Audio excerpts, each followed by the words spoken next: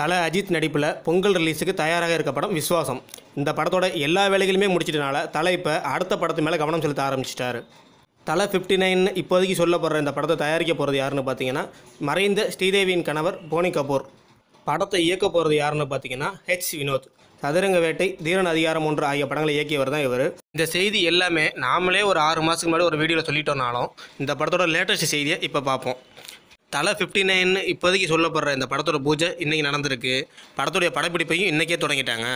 ஹிந்தியில் அமிதாப் பச்சன் நடிப்பில் வெளியாகி மிகப்பெரிய வெற்றி பெற்ற படம் பிங்க். அந்த படத்தோட ரீமேக் தான் இந்த படங்கிறது இன்றைக்கி அதிகாரப்பூர்வமாக தெரிஞ்சிருக்கு. மேலும் இப்படத்திற்காக நடிகர் அஜித் வெறும் 35 நாட்கள் மட்டுமே கால்ஷீட் கொடுத்துருக்கிறதாகவும், மொத்த படப்பிடிப்புமே ஒரு 70 நாட்களுக்குள்ளே முடிஞ்சிடும்னு தகவல்கள் வெளிவந்திருக்கு. அது மட்டும் இல்லாமல் படம் அடுத்த வருஷம் ஜூன் அல்லது ஜூலையிலேயே ரிலீஸுக்கு தயாராகிடும்னு எதிர்பார்க்கப்படுது. எப்படியோ அடுத்த வருஷம் 2 தலை படம் ரெடி.